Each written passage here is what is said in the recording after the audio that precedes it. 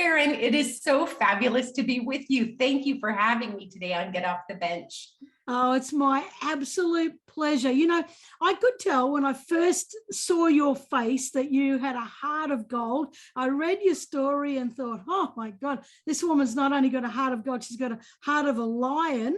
So much courage in you. And you're getting off the bench in so many ways, but there's such a backstory,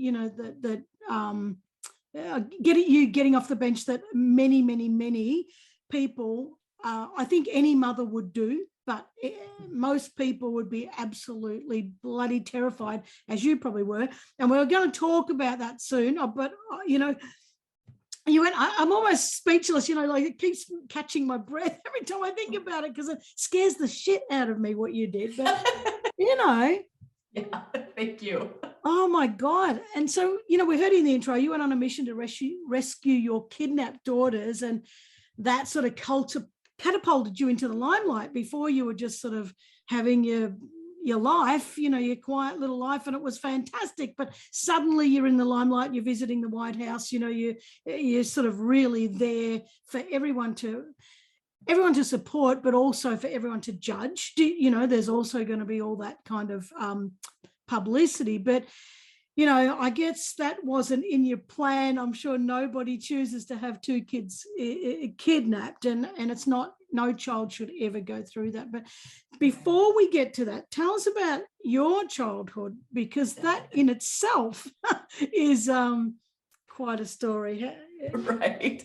God. Well, I when I was a little girl, I grew up in Alaska, in Anchorage, Alaska. And in fact, I lived there until recently. So like for more than 5 decades, I lived in Alaska. But when I was even very small, I remember thinking, this is not my home.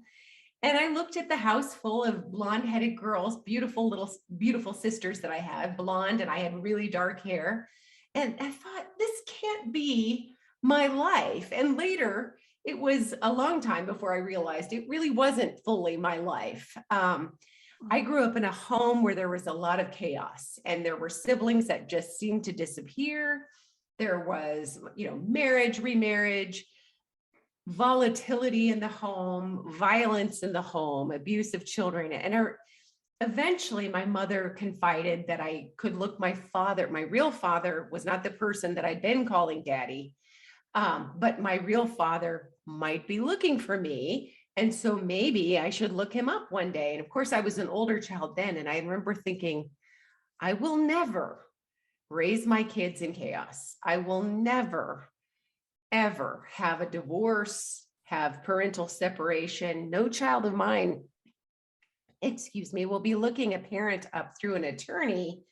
I will be doing everything differently. My parents did not have any opportunity for education. And so I remember thinking, whatever they've done to get us in this kind of a household and this kind of a chaotic setting, I'm going to reverse engineer it and do differently so that my kids will have everything I did not. I'm going to be just fabulous. And, I meant well. And unfortunately, I didn't understand that if we don't get off the bench and figure out what we need to be doing in life to get where we want to be, good intentions don't always cut it.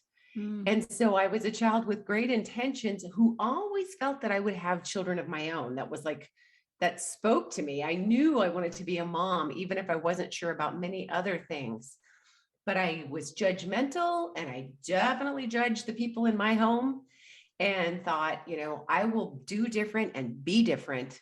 And then turned right around and replicated a lot of the chaos that I had gone through as a child, and created, quite frankly, without meaning to, incredible suffering, not just for my own children that I eventually had, and for myself, but even for people who later would reach forward to intervene with us.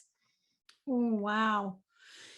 Isn't it funny though? It's not funny, but this happens quite often. That it really does take, and you said getting off the bench, but it really does take some quite dramatic decision making, and then stepping into it to change cycles, to break those patterns. And Wow, Jesus. And It does. and it really, I constantly ask that, is it nature? Is it nurture?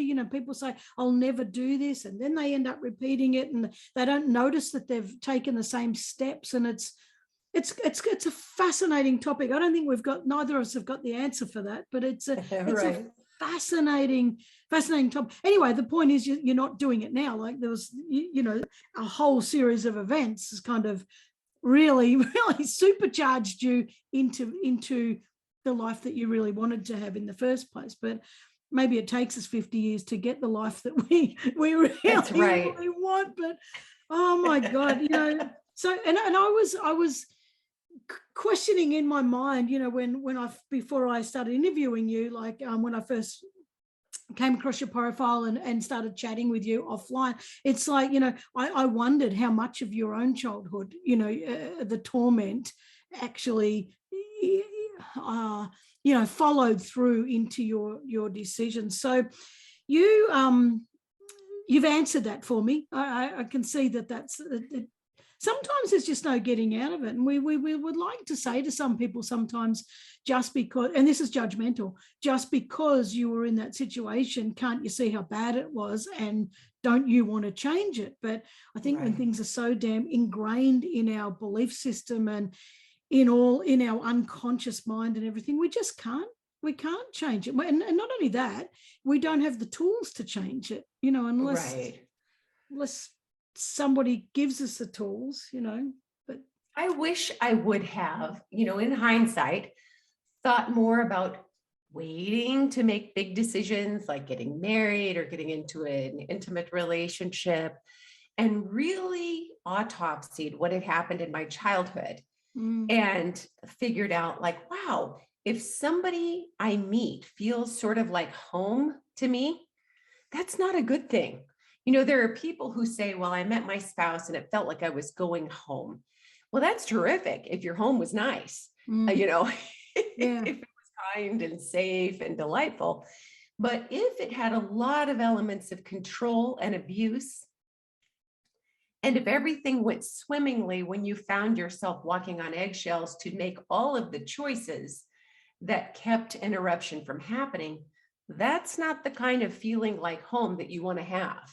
And so I just really didn't. I did not do any of that work that would have helped me see that. And I also didn't have a lot of confidence, which shouldn't be too surprising, but I didn't have a lot of confidence in my youth to think, hey, and I can be on my own if I needed to be. I can figure out a way to find a career and find meaningful work and support myself. I don't even have to be with someone to quote unquote complete me. I'm just fine on my own. And, then I can meet someone based on my strengths and quirks and whatever, as opposed to that need and that feeling of, can someone please come along now? I need someone to rescue me, and I think that's what I did. I needed a rescue. And I think too that when you're looking at yourself, you're saying you didn't do that work, but that work's painful. And when you've been through so much pain, as a kid, you're looking for a magic wand. You're looking for, well, what feels nice? What's a temporary? What's a quick fix that feels good? You're not sort of looking to dig and make yourself, put yourself through more pain. You're just really not. And when you say that about feeling whole, like, this is me, I don't need anyone to complete me, I really don't think we get that until we're older, even into our 40s, 50s. I really don't think we, some do, but very, very few. I think we have to live through what we don't want and won't accept until we really figure out that what the true opposite is, and that it is possible. Yeah. Yes, I agree. I also think we have a tradition of reading stories to children that make them believe. So as we're being raised, we're hearing great fairy tales that almost always end up with there needing to be two people in a relationship for that wonderful, happy ending. It doesn't come typically in a fairy tale when someone's on their own. What kind of a strange story would that be, where somebody was like, hey, I'm fine. I got this. You've given me a good idea for children's books. That's right. That's right. There is one I loved when I was much older that I read to my kids called The Paper Bag Princess. Yeah. But for the most part, we don't see a lot of those stories. And so, and without even thinking about it, we tell the kids stories that we grew up with. And, you know, it's a wonderful tradition. We want them to know the same stories, but those stories are all about getting completed by the existence of finding that just the right person. Yeah. And, you know, you didn't have to tell me twice. I knew that that was on my agenda. You reach a point in life where it's like the music stops, there's musical chairs, someone stops the music and you look around and think, well, I have graduated high school, hopefully. I have maybe gotten an education, got a job. What's next? Yeah. That's this on the list. And, you know, nothing wrong with that, but you just want to be aware of it when making choices. And I definitely was not. Yeah, I agree. I think there's nothing wrong with it on as long as it's healthy, and the two people coming together are bringing bringing something to each other rather than taking something from each other. And more often than not, we see people taking from each other. And I just think that if you're with someone, you've just got to give them, you just got to give them stuff to empower them and give them wings and let them fly. And if they fly off, that's okay too. Right. Chances are they won't. Chances are they won't if you're treating them properly.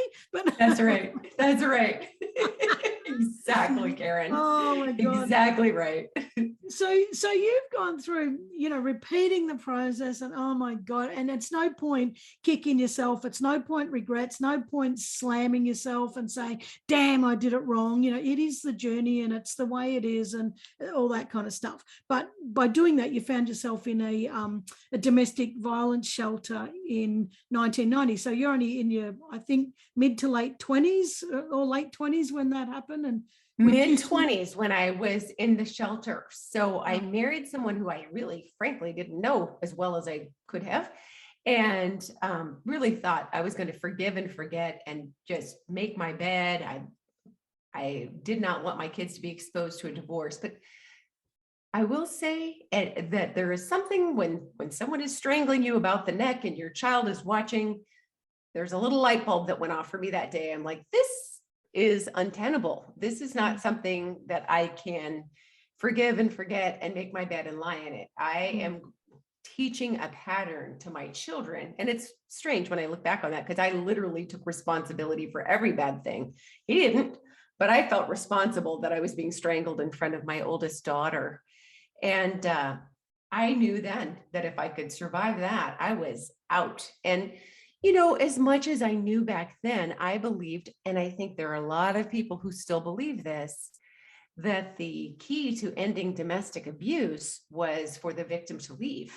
That was the solution to everything. Yep. And so that's what I did. And I decided, better yet, I'm going to be that likable victim that does not go back and forth and back and forth. And I've made it, when I make that decision, there is no turning back. I will bring my children to safety, create a different future for them that they deserve. And this is the end of this abuse. And the day that I was strangled in front of my daughter, that was March 5th of 1990, I also thought, this is the end of abuse. This isn't just the end of him abusing me. This is the end. This is that door that I will walk through.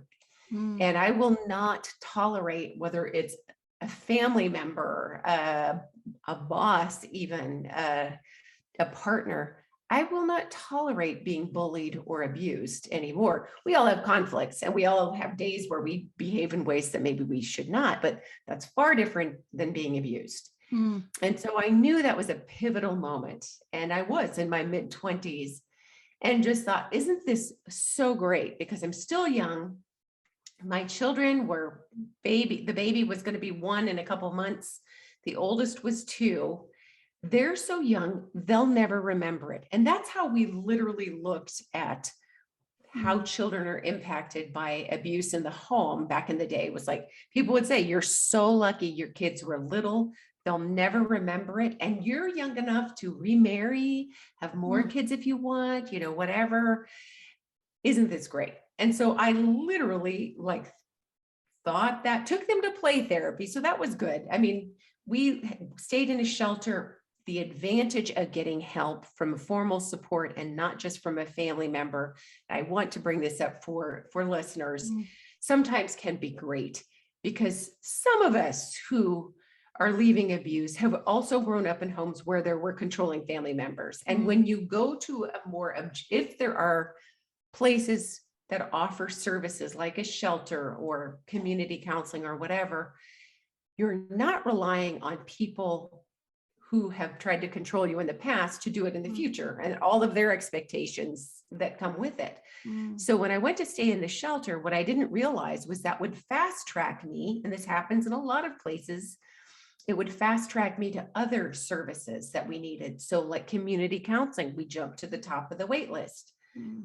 Low income housing, we got more quickly to the top of the wait list. That wasn't why I stayed in the shelter, of course, but that helped. And so it started the beginnings of a life. And I remember going and applying for what was so incredibly embarrassing at the time. And that was to get enrolled in public assistance, get food stamps. We call it in the States. What do you call it in Australia? We just, I don't know. We just call, we don't know about that because I've never done it, but I think it's like, we have the dole, you know, we have New Start allowance. So we have allowances for people that, okay. And I'm not familiar with all the allowances, but we do have so them. I applied for what we would call allowances, or was on the dole, as some people would say, meaning the government for a short period of, for a period of time would support us. But that was like the lowest of low in my mind, thinking, oh, I am this person. And I remember standing in the line with my, frankly, dirty little fussy children. And the person, the clerk who was helping me said, you know, have you ever thought about finishing your college degree? And I had a little bit of college behind me.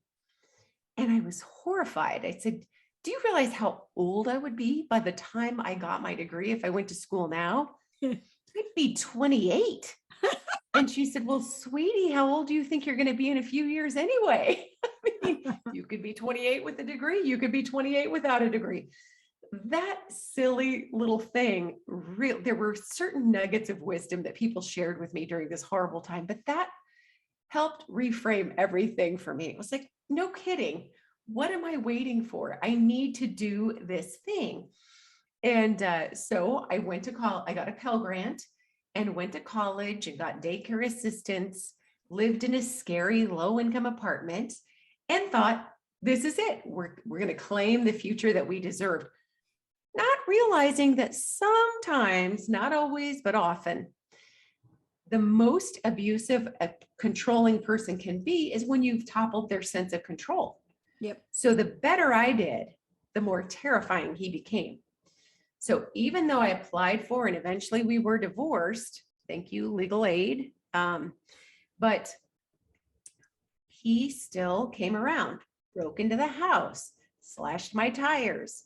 If he chose to see the children on his time that the courts allowed, he didn't always do it. Sometimes he did, sometimes he didn't. But he would get scarier and scarier with the kids. Kids, your mommy's going to die. Your mommy is going to die and she's going to hell. Kids, your mom's going to meet someone else and she's not going to want you. And so these are the kinds of messages they would receive. And as the parent who shared, you know, he had to have visits, it was allowable, which makes sense, but there was no way I could put an end to those visits because it was happening to them. He was allowed to do this to the children. They became, it's like I left him. He didn't have control of me, so he would hurt me through them. And it was so painful for their childhoods. And it's still, they're in their 30s now. It is something that there's really no quite getting over what it's like to have your childhood taken. So that went on, but eventually I finished college and got a great job for $10 an hour at the shelter that I had found. And I loved it. I mean, I really did. Found a fabulous roommate that I love to this day. She was like a grandmotherly figure to my kids. And we shared a home that we rented. And she and I both worked at the same place. And, you know, we had the makings of a life. it was so fantastic to think the future is bright. My former husband would still come around, still do scary things, but I thought, I can only control what I control. When it got super out of hand, I would get a protective order, or call the police, but otherwise just keep looking forward and not think about it. And I was pretty well trained on how to manage pain by then, but then one day, 4 years after I left him, not 4 weeks or 4 days or 4 months like you would expect, but 4 long years after I left him, I went to pick the kids up from daycare and they weren't there. And not only were they not there, they were nowhere in country.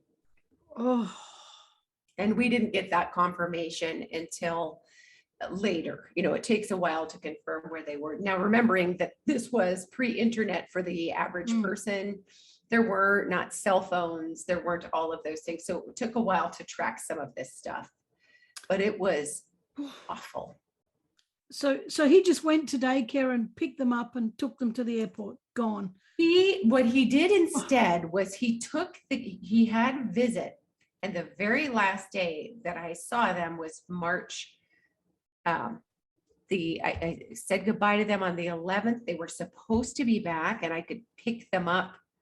Was it the 13th? Maybe I said goodbye on the 13th. I go to pick them up at the daycare. We tried to have the daycare family was like truly to this day, like family to us. The kids' daycare was so fabulous and they were so supportive.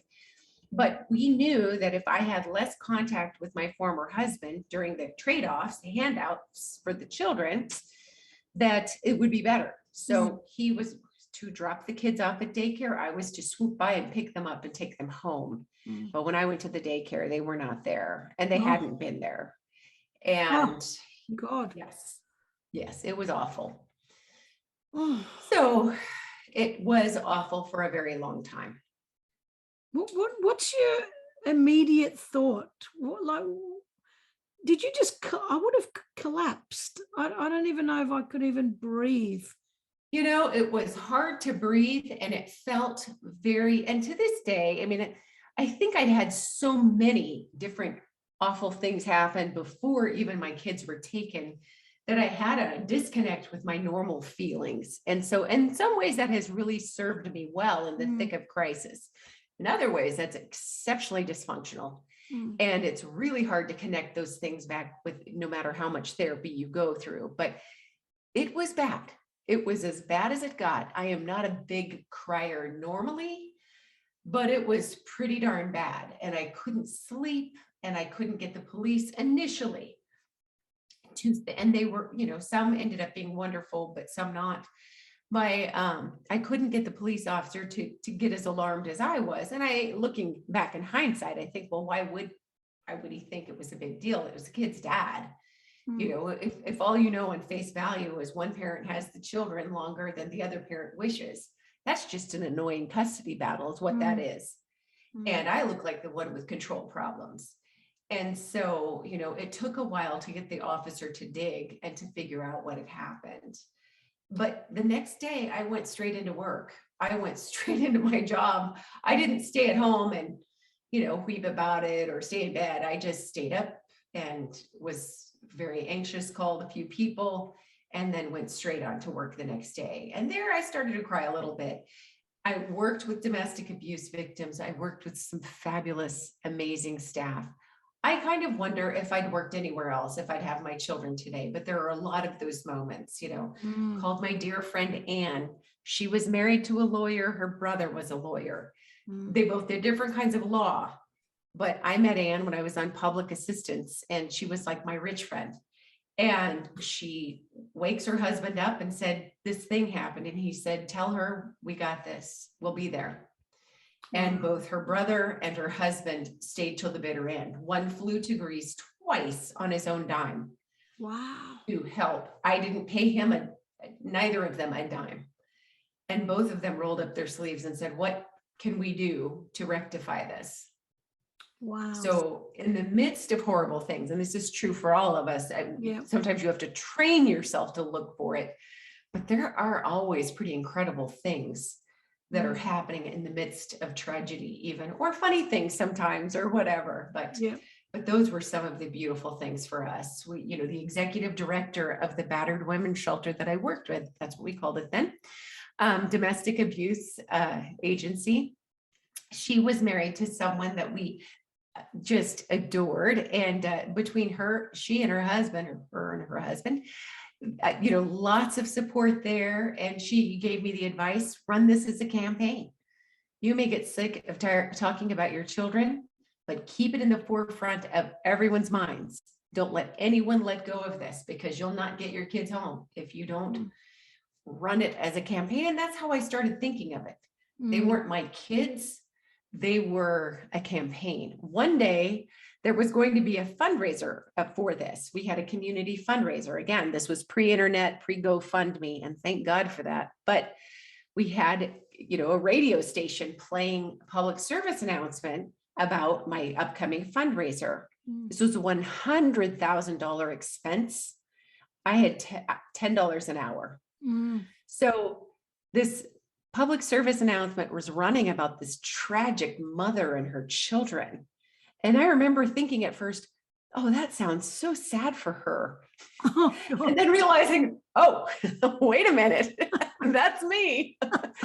But that, that very same thing that helped me, it helped me be not so annoying. I wasn't the person crying all the time. I wasn't the person always talking about it, sometimes, but not always. But that same quality really can work against me later on in life when you want to have normal emotions like other people have. And I can't ever quite seem to connect them all together, just still very removed from parts of my life. But it helped, it helped. And we had a lot of community. Alaska back then, not as much now, but back then we just supported one another. Alaska is a harsh environment. And people are often away from their extended families. And so you become one another's makeshift family. And, we didn't have political lines to divide us. We wouldn't allow them. People didn't worry, of sexual orientation or color or this or that as much then pre-internet in Alaska, because it was rather, your electricity went out, you're going to freeze to death. How can I help you? Your car is stuck. Let me push you out. We need each other. And we knew that. We had a sense of needing each other that I think the internet and so many other things has come along and stolen from us. We forget that those differences don't really matter. Oh, I agree. Oh, wow. You've got my heart is in my in my throat. I hear you saying, you about your feelings being disconnected, but you've got to think though, that's such a bloody traumatic thing that if your emotions were properly connected all the time, it'd kill you.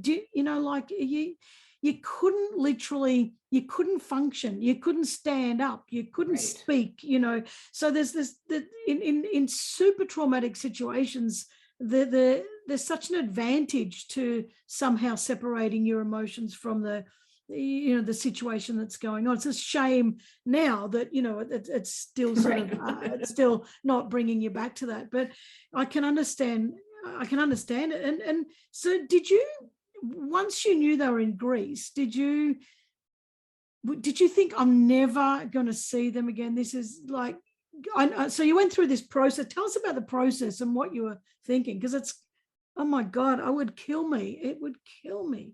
It was hard, because when you think about, even in Australia, even in America, wherever listeners are, think about your own government and how ineffective it is, because there are so many different people working there, and need always exceeds resources. That's just the case. I went on to work in government for many years, so I no longer personalize that.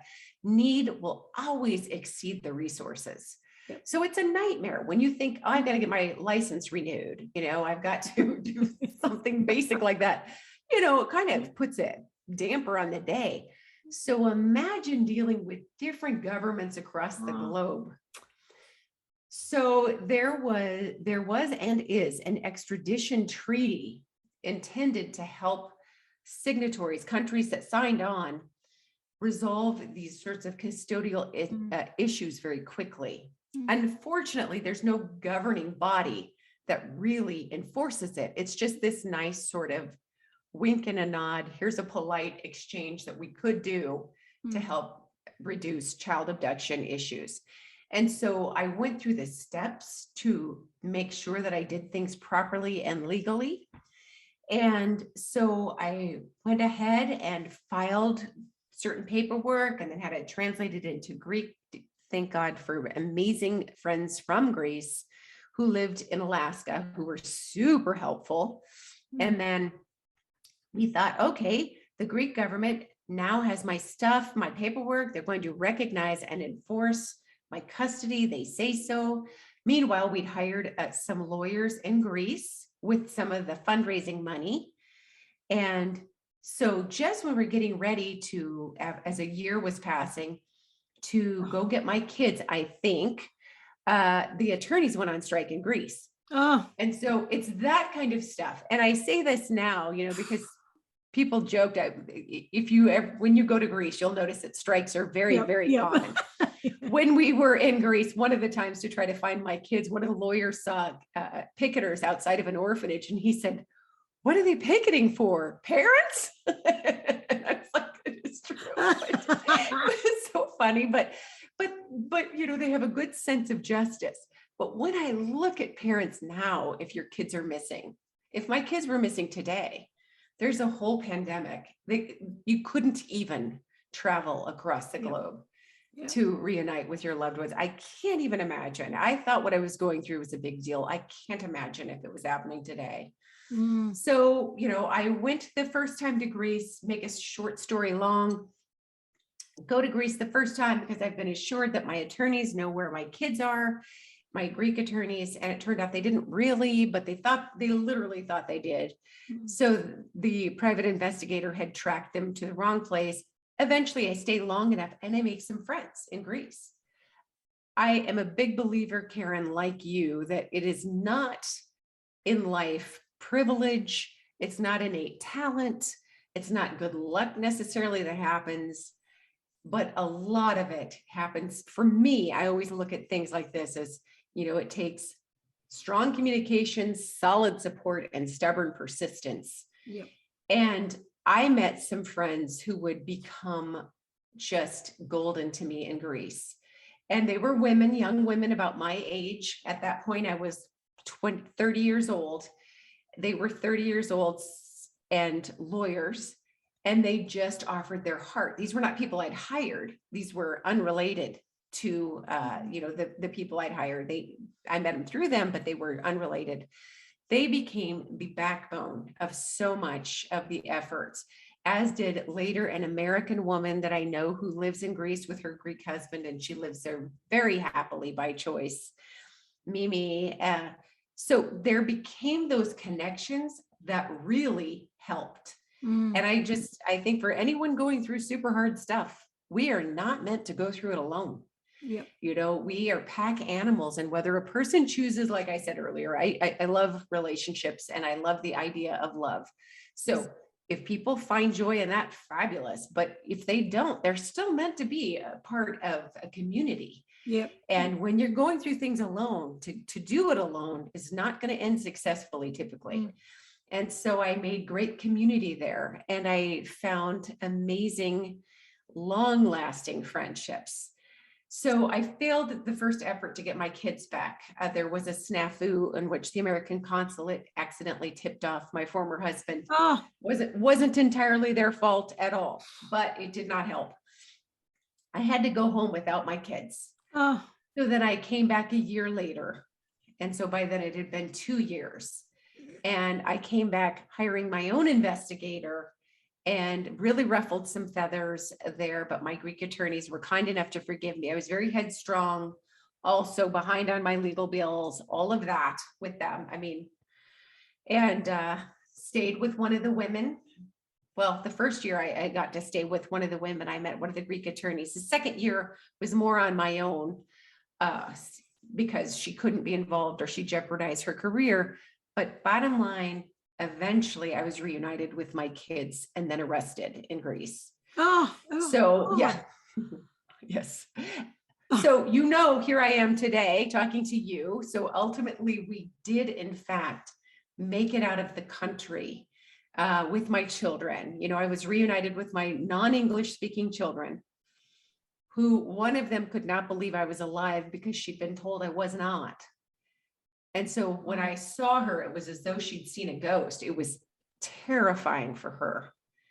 And they were in rough physical shape and emotionally not well. And I will tell you that we snuck out of the country like a thief in the night.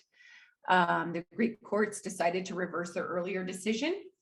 So we snuck through Turkey and went to the United Kingdom and then came home. Thank you to my friend Heather and her husband for sending the tickets. And then we fought it out through federal courts. And what I learned was getting your kids out of a foreign country or any country, yes, is that difficult? Sure. Raising traumatized children, that is the heavy lifting. That was the heavy lifting. And all of those thoughts I'd had as a young person, I eventually got a master's degree in psychology, but we always believed back in the day that it was in fact true that somebody could experience hardship in their youth and it would magically disappear, that time healed all wounds. If they forgot it, it wouldn't impact them. Let me just say, we know better now. Yep. And we look at things like, and I'm sure you've heard of this, but the adverse childhood experience study. That's something that in my work, I went on to become a trainer of in probation work. But it is important that people unpack their trauma. It is important that they don't say, well, I'm mentally strong, it doesn't affect me. It is important that we have places to go and tend to the wounds that hurt us because they calcify inside us. Yeah. So anyway, it was a difficult childhood for them. It was as though, I know Lifetime Television is doing the movie on the book that I wrote, but they call it something. Initially, I wasn't sure how I felt about the title, but I wish they would have called it Stolen Childhoods, because that's what it really was. But it's called Stolen by Their Father, which I am so excited about this movie. But what was really stolen was their entire childhood. You could not give that back to them, even though people tried. We had such generous people in Alaska helping us, and people who loved the girls so much, and who we all tried to make it up to them. But when somebody's feelings of safety have been taken because one parent that they loved so much harmed the other parent that they loved so much, or took them, it's hard to have feelings of safety in adulthood. Of course it is. And they're the very bottom of Maslow's hierarchy. That's our foundation, is to feel safe. And when someone you trust smashes, that's right. That's right. And I agree with you. We always hear, and I still hear it. You said we don't so much now, but I still do. People say, kids are resilient, they're tough, they'll get over it. And I crack the shits when I hear people saying that. I say, right. That's so wrong. That is so wrong. That's right. not the truth at all. They'll forget. They don't bloody forget. And if they do forget, like if they've done what you've done and sort of disconnected some emotions and, sort of blindsided it so that it doesn't hurt so much, the energy of that is still within their body. Do you know that? Right. Oh, absolutely. And you can't, absolutely. You can't freaking do that to kids. You can't do it to anybody, but you cannot let kids, you can't steal a kid's childhood. I bloody hate that. That's right. Yeah, and parents fighting over crap and stealing the kids.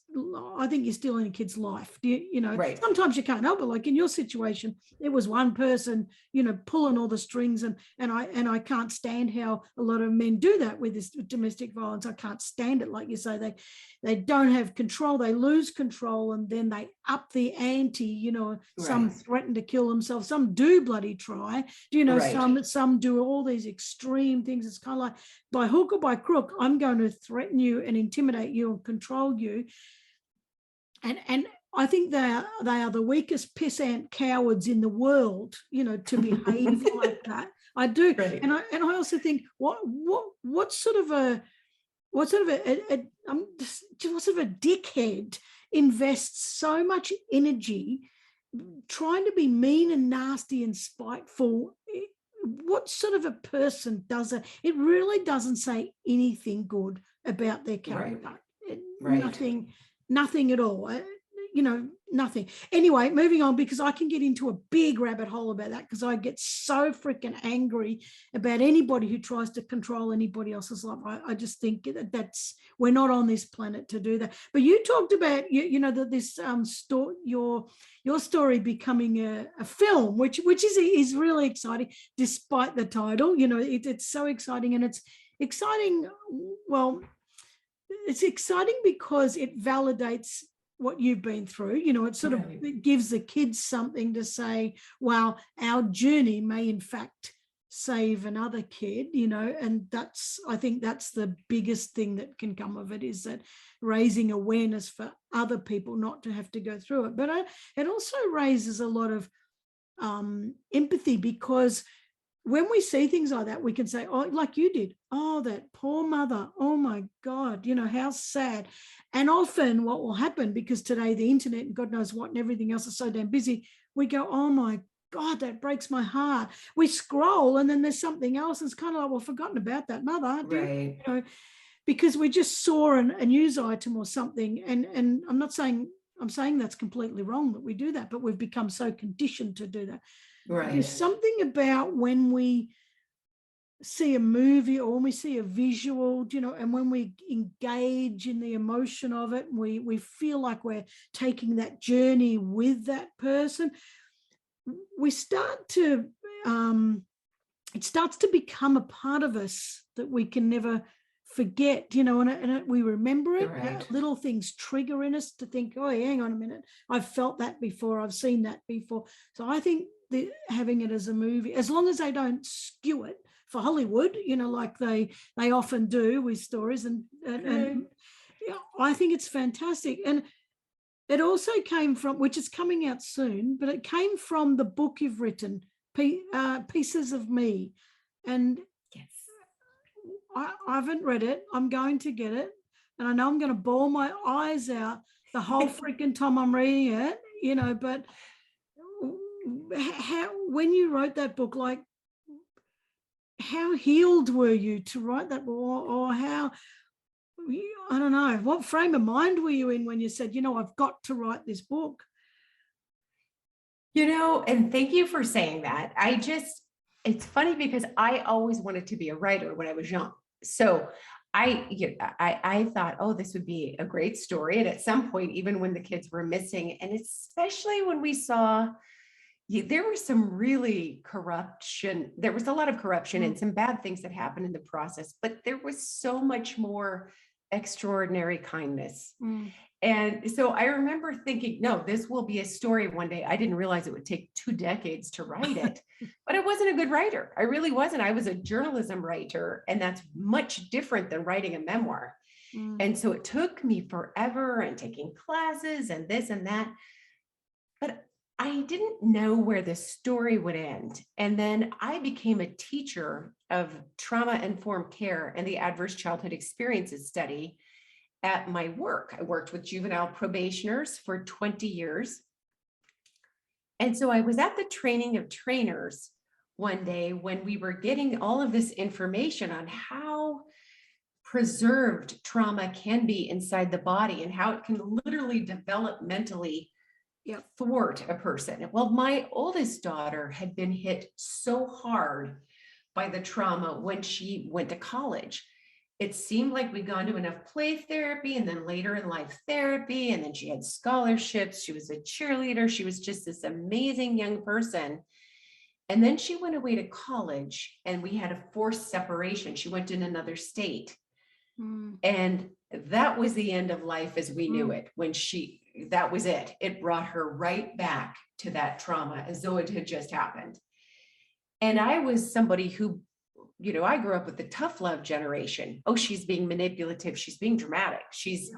I did not, and I didn't want to believe her, because if I believed that this was really happening, that meant I might never have a break from this trauma. I was almost an empty nester in my early 40s, and now this. And I made it about myself. And sure enough, I was giving that training of trainers. She'd lived back at home with me for several years by then.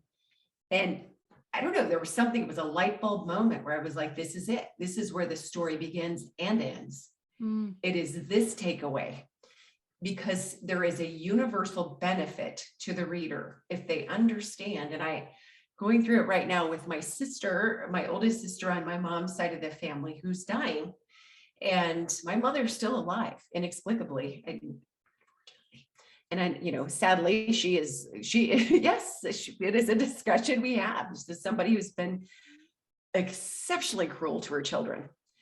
And here's my sister, not old enough, shouldn't be having this conversation, but she was somebody, has been somebody who's gone through so much. And as an oldest child, took the abuse for her siblings sometimes to be the buffer, but never unpacked that trauma. And as she is getting ready to go to the next side, all of it's coming back. It's been there. It's these memories, these things. And I want people to understand trauma doesn't just leave. We aren't just mentally strong.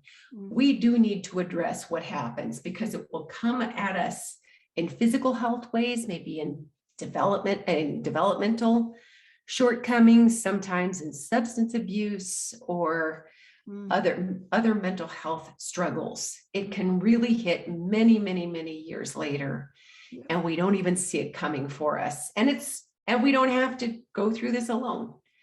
And so that was when I knew, okay, I have the beginning of the book. This is where we begin with me being a trainer, and this is where we end with the things we learned.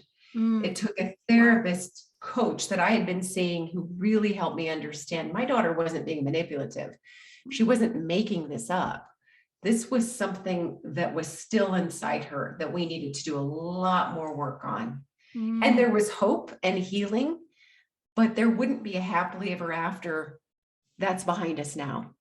The goal of doing recovery work is never to put it behind us and not look at it again, but to incorporate it into our lives and be able to reduce some of the dysfunction and maybe make some of the experiences our strength and be able to help others. Yeah.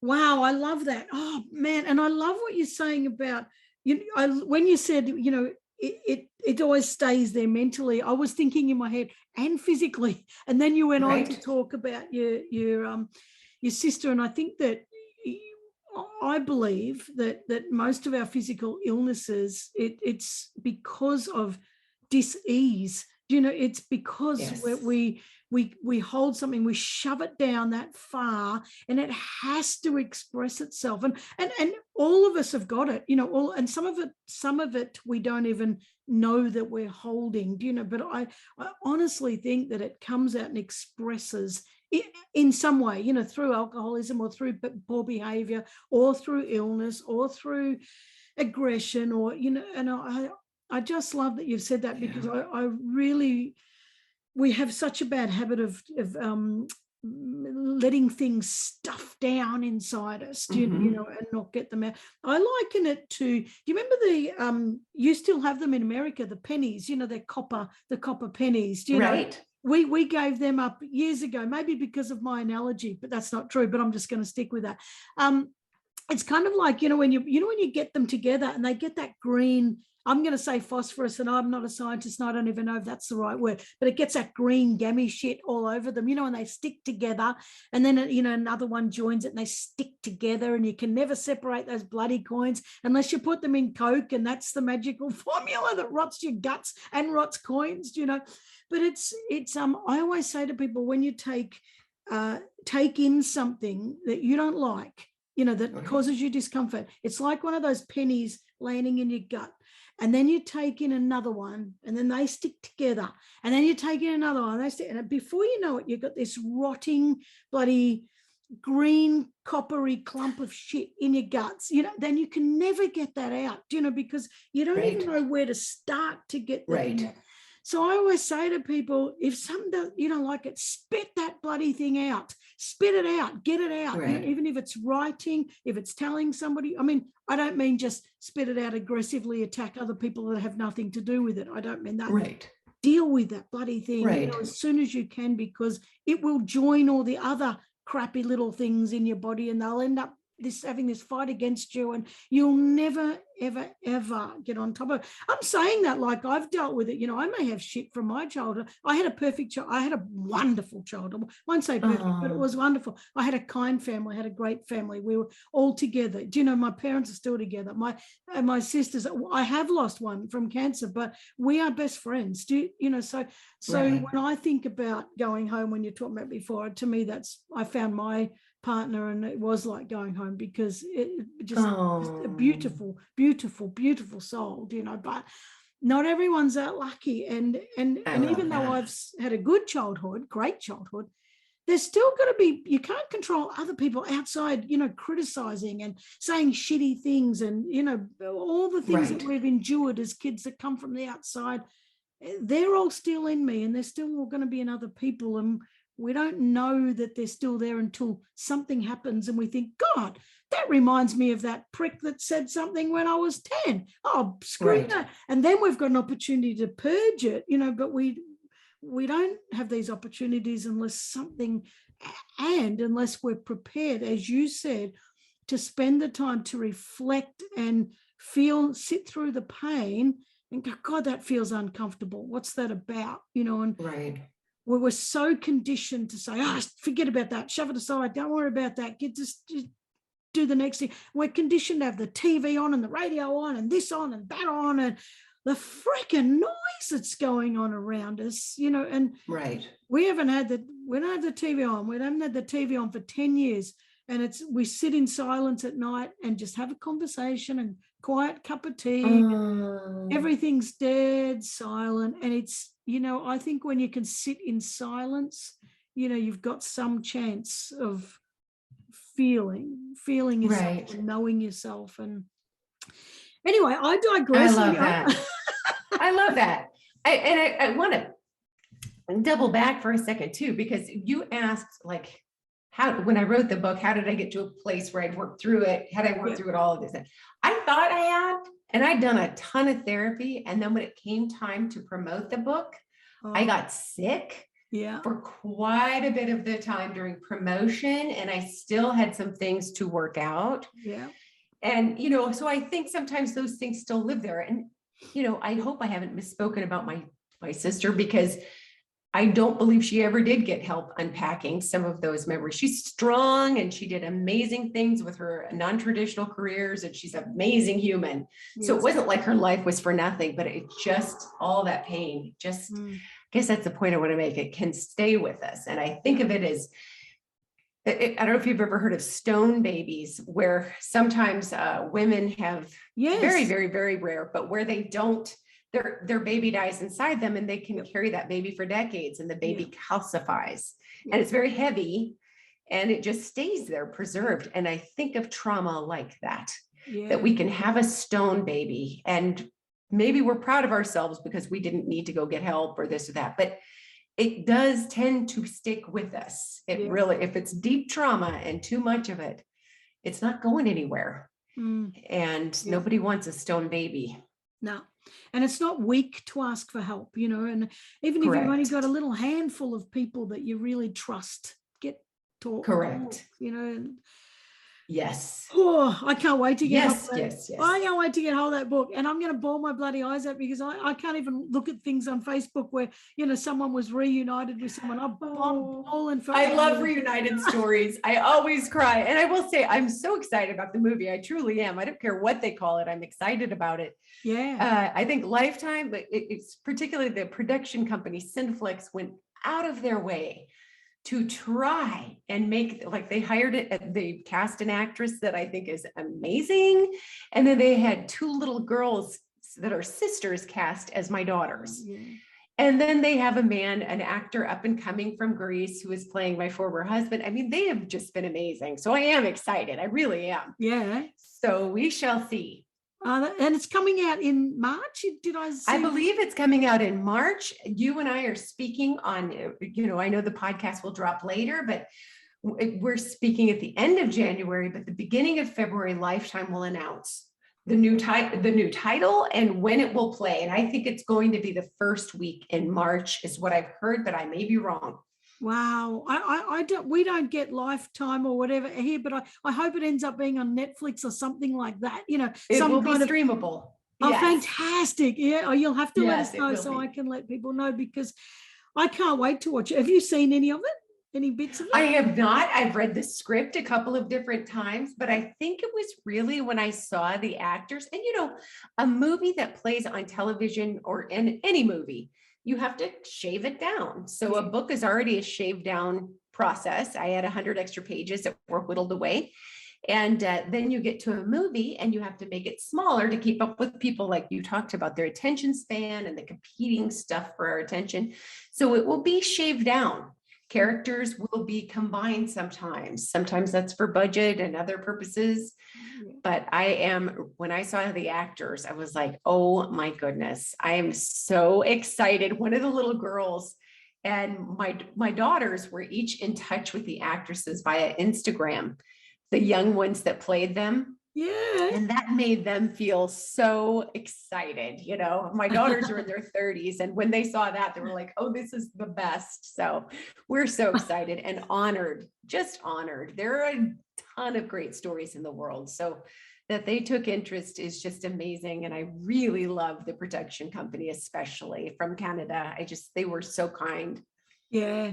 There's a lot of good stuff coming out of Canada, actually, but, you know, really, so true. Really raw, good stuff. But I love that they did, you know, that they haven't tried to just hijack it and sensationalize it, you know, just right. for the Hollywood effect. And I love that they're giving a voice, you know, that they're bringing this stuff to the surface, and they're not trying to, you know, not trying to suppress it, but they're also not trying to Hollywood hijack it. No, I just think I can't wait to see it. You know, thank you. Me too. Me too, Karen. I'm so excited. Thank you. Oh, you're marvelous, and I know you're also helping indie authors too with your what is it you called Persistence You with your. So you've got two things. You're helping indie authors put their books out, but you've also got your podcast called Persistence You with Lizbeth. So you're really like, do you want to say anything about either of those? Because you're just in there helping people, and I just love it. Thank you. Well, I love what you're doing. I just was, when you and I were talking earlier, I'm like, I am Karen. We have the same podcast from around the world in a different place. So thank you for saying that. I have Persistence You with Lizbeth. And like you and I talked about earlier, you know, it feels wonderful to create community and to inspire hope. This is a time in the world where we really need it, not just due to the pandemic, but we really need to remember that community is just the way to go. And the things we have in common are so much greater than what divides us. Yeah. And 100%. so 100%. And then Persistence You courses. I've got a course that I teach for indie authors mostly who want to learn how to market their own books. And in the strangest way, what I found the author journey was not so different than rescuing my kidnapped daughters in the way that you have to defy the odds. You have to believe, you know, there's more than 1 million books, I think 1.5 million books being published every year now. Wow. And so to get any attention, I just read this last week that less than 1% of published books sell 1,000 copies now. And that's traditionally and independently published. Wow. Books, because we're all vying for the same attention. Yep. And so it's hard to get noticed. So I created a course for people who aren't very techie and who know that they're introverted, don't want to spend a ton of money, but want to know how to market their books, not because they want to be on some obscure bestseller list that I don't know how to get them on, nor do I believe most of us will legitimately get on them. Yeah. But, you know, for the life of their books, how to do it and enjoy it. So I've got book marketing on the skinny, taught it through Persistence You on Teachable. Wow, good. I love that. And there's nothing quite as nice as publishing your own book. I've published 2, you know, or self-published, and it's the achievement that's the Right. person. And you're usually only writing them for personal achievement or for as a giant business card, to get into Correct. other stuff. So this whole thing about I'm going to be a best-selling author, I'm going to make millions of dollars, people probably just should forget that. And I'm not saying it's not possible, but it's Right. like do it for a reason other than that. Just one, to feel great, two, to achieve a goal, put your message out in the world. The right person will read your book. If you change one life Right. just because they read your book, then that is successful. That's incredible. Karen, 1,000% yes, 1,000%. We needed to redefine how we're getting rich as authors. Yep. And the community that we connect with, it's just the best. That's one of the ways of wealth, the ability to connect with another person or to influence a good outcome or something, Yep. or to entertain. I mean, I think Australia, you have the one, who is the author I love so well? Big little Liane Moriarty. How do you say her name? Liane Moriarty. I don't even read that much fiction. And whenever she I'm not a fiction reader. well, I'm normally not, but whenever she has a book come out, I am all about it. I get that book so quickly.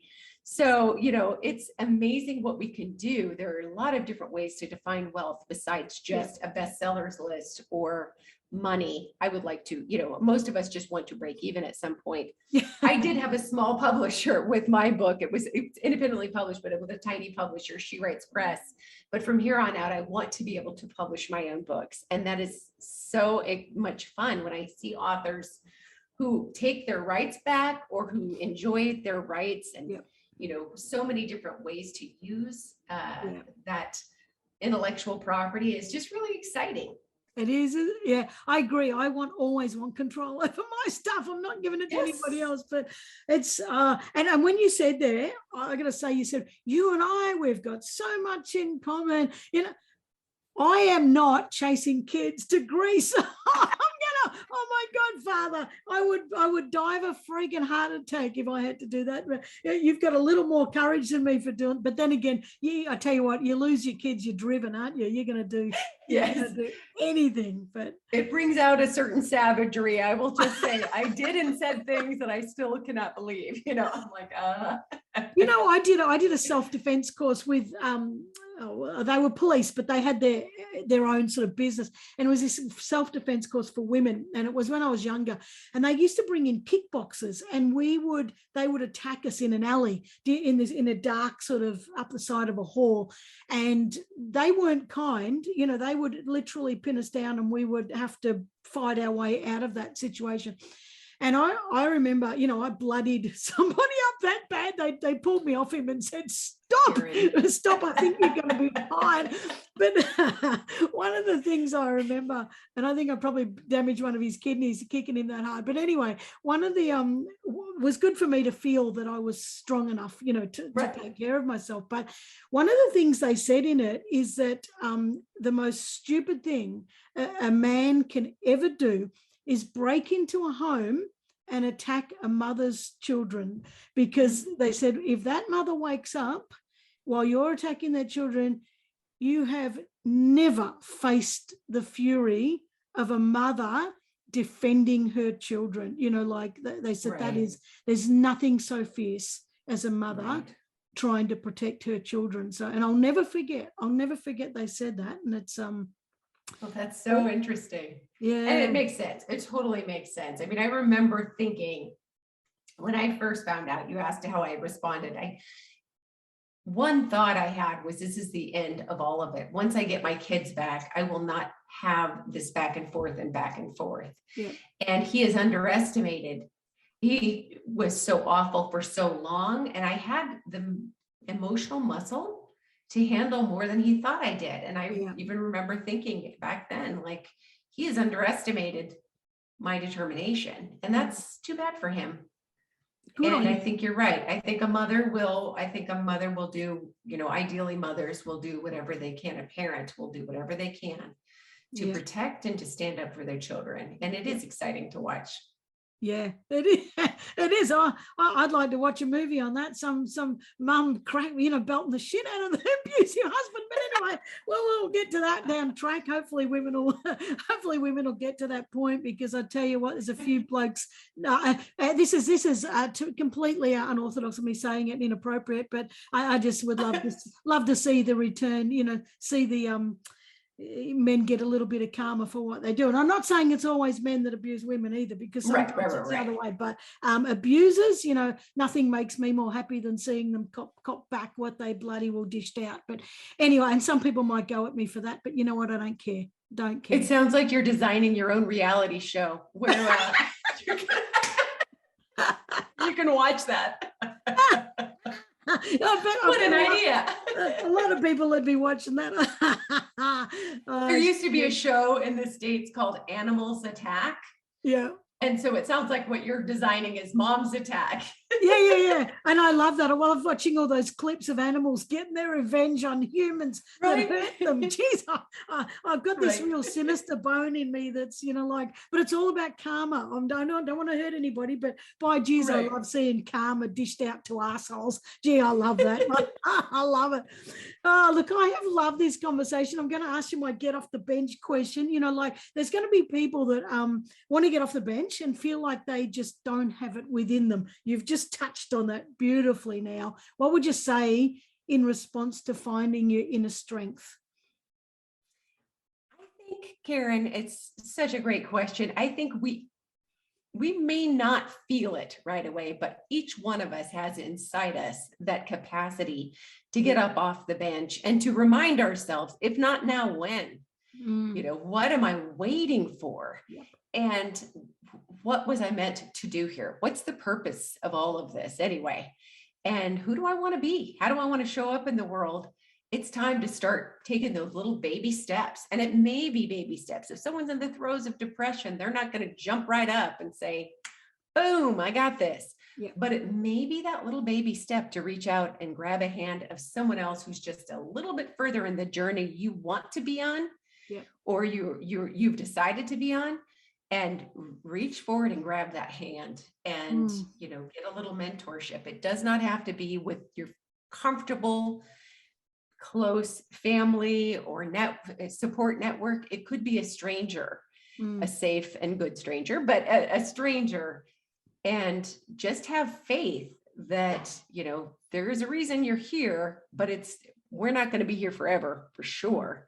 So let's not waste any more time. Let's get with this and see who you can affect when somebody else is needing to get up off the bench. Who will you turn around and grab their hand? I love that. So looking forward and then looking back, and I just love that. And I love what you're saying about who do you want to be? And because I think we get up every day and say, what do I want to do today? In fact, what we should be doing is getting up saying, who do I want to be today? And those tiny steps, I talk about them all the time. That we minimize tiny steps so much, but we shouldn't, because tiny steps compound, and we end up with a massive leap before we even know we've done it. So, Exactly. I've loved this conversation. I love you. I love you too. I have enjoyed it so much. I really, really have. It's been such a joy. I love it. It does remind me, for your Australian listeners, that one time I thought I had the language barrier taken care of when I went to visit Australia in 2015. And I was on a bus late at night trying to get across town with all my luggage. And the man said the bus stop was by the Bottle-O. And I didn't know what that was. And so I said, pardon me? And he said it again. And I said, pardon me? And because he thought I was being cheeky. He was sure that I was just being disrespectful. So he kicked me off the bus with all my luggage. Oh, no. Standing in the dark. I should have read up on what the language. Oh, no. I had such a great trip. I can't wait to go back. But I have friends in Australia now, and I love it there. So it's such a joy to visit Australia from my place in Chattanooga and hang out with you. I love new friends. So thank you. Oh, it's my absolute pleasure. You come to Australia, you're going to have to come up to Gippsland and spend a few days on the farm, and I'll get you shoveling some shit. And we'll be happy as Larry. I would love to shovel shit with your animals. I absolutely love animals, and my kids do as well. I mean, in fact, my whole family, we're just like big fans. So I love that you have rescues. Right. Well, you're on now. Before we go, where can people find you? Because I bet people are going to want to follow you and share this journey with you. My website is lameredith.com. That's like my first and middle name initial. So lameredith.com. You can find me at Persistence U Podcast and on social media. And I just can't wait to connect. Thank you. Oh, that's fantastic. I'm going to put all these in the show notes so people can click all the way on through and connect with you. But please come to Australia. I'm going to come and visit you in Chattanooga when I come to America, when we can finally bloody travel. But I have loved this so much, and thank you so much for sharing so openly and so generously and so just honestly and raw, about this stuff. And it's so appreciated, and what you're doing is so valuable. I'm so grateful to have shared this time with you. I really Karen, I love what you're doing. I absolutely love the hope that you're sparking and inspiring, and that you're writing. I love it. So thank you so much. Thank you. Appreciate it. Oh, my absolute pleasure. Thank you. All right. Well, we'll catch you very soon. Thank you. All right. I look forward to it. Thank you, dear. Thank you. All right. Bye-bye.